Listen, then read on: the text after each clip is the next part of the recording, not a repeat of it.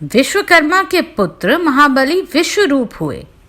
विश्वरूप के प्रथम नामक पुत्र हुए। उसके पुत्र का नाम भौवन हुआ। महाबाहु भौवन सार्वभौम राजा हुए। उनके पुरोहित कश्यप थे, जो सब प्रकार के ज्ञान में निपुण थे। एक दिन महाबाहु भौवन ने अपने पुरोहित से पूछा, मुने, मैं एक ही साथ 10 अश्वमेध यज्ञ करना चाहता हूँ। वह यज्ञ कहाँ करूँ? कश्यप ने प्रयाग का नाम लिया और उन स्थानों पर यज्ञ करने को बताया, जहाँ श्रेष्ठ द्विजों ने पूर्व काल में बड़े बड़े यज्ञों का अनुष्ठान किया था। राजा के यज्ञ में बहुत से ऋषि ऋत्विज हुए। पुरोहित ने एक ही साथ 10 अश्वमेध यज्ञ आरंभ किए, किंतु उनमें से एक भी पूर्ण न हुआ। यह देखकर राजा को बड़ी चिंता हुई। उन्होंने प्रयाग छोड़कर अन्य स्थानों में उन यज्ञों को आरंभ किया, किंतु वहां भी विघ्न दोष आ पहुंचे। इस प्रकार अपने यज्ञों को अपूर्ण देख राजा ने पुरोहित से कहा, देश और काल के दोष से अथवा मेरे और आपके दोष से हमारे 10 अश्वमेध यज्ञ पूर्ण नहीं हो पाते। यूं कहकर दुखी हुए राजा भौवन अपने पुरोहित कश्यप के साथ बृहस्पति जी के ज्येष्ठ भ्राता संवर्त के पास गए और इस प्रकार बोले, भगवन, मुझे ऐसा कोई उत्तम प्रदेश बतलाइए जहां एक ही साथ आरंभ किए हुए 10 अश्वमेध यज्ञ पूर्ण हो जाएं।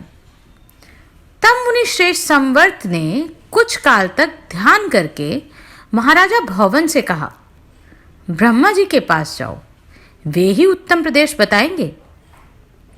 महाबुद्धिमान भौवन महात्मा कश्यप को साथ ले मेरे पास आ पहुंचे। मुझसे भी उत्तम प्रदेश आदि के विषय में प्रश्न करने लगे।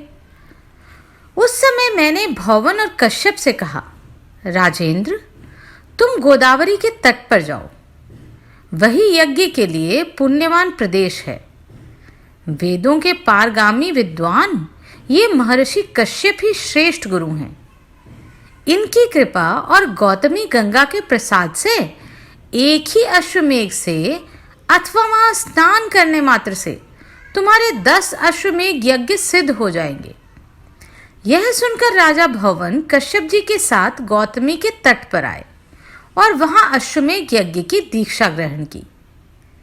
वह महायज्ञ आरंभ होकर जब पूर्ण हो गया, तब राजा इस पृथ्वी का दान करने को उद्यत हुए।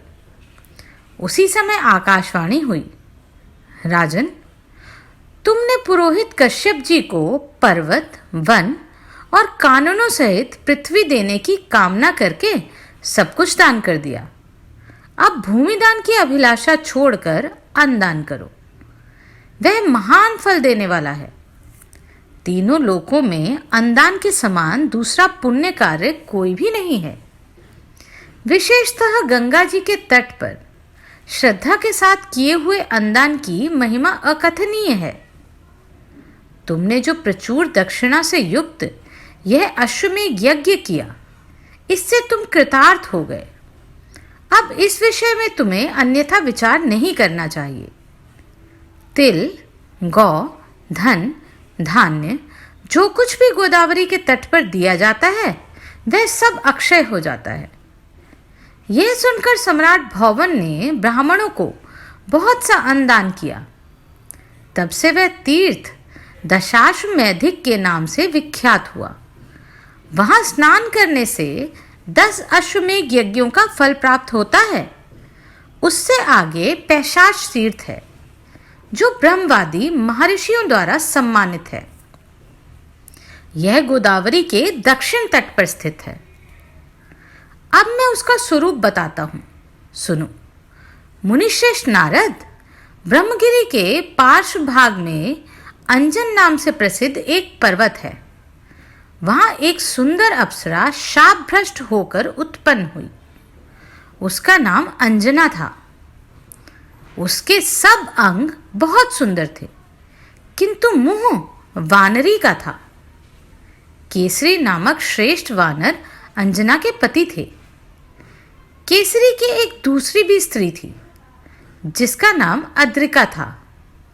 वह भी शापभ्रष्ट अप्सरा ही थी। उसके भी सब अंग सुंदर थे, किंतु मुंह बिल्ली के समान था।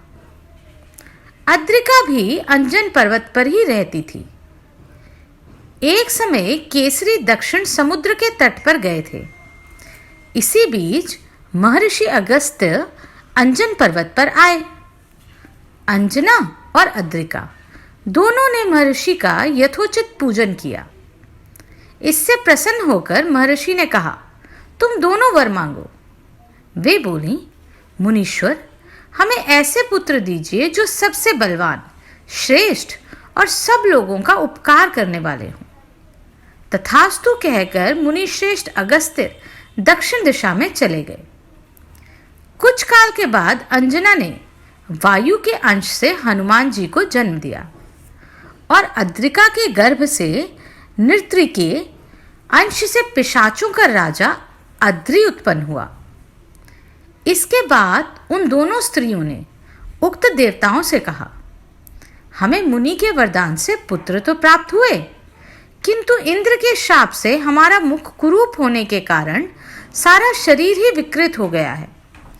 इसे दूर करने के लिए हम क्या उपाय करें? इसे आप दोनों बताएं। तब भगवान वायु और नित्रिति ने कहा, गोदावरी में स्नान और दान करने से तुम्हें शाप से छुटकारा मिल जाएगा। यूं कहकर वे दोनों वहीं अंतर्ध्यान हो गए। तब पिशाच रूपधारी अद्रि ने अपने भाई हनुमान जी को प्रसन्न करने के लिए माता अंजना को लाकर गोदावरी में नहलाया। इसी प्रकार हनुमान जी भी अद्रिका को लेकर बड़ी उतावली के साथ गौतमी गंगा के तट पर आए।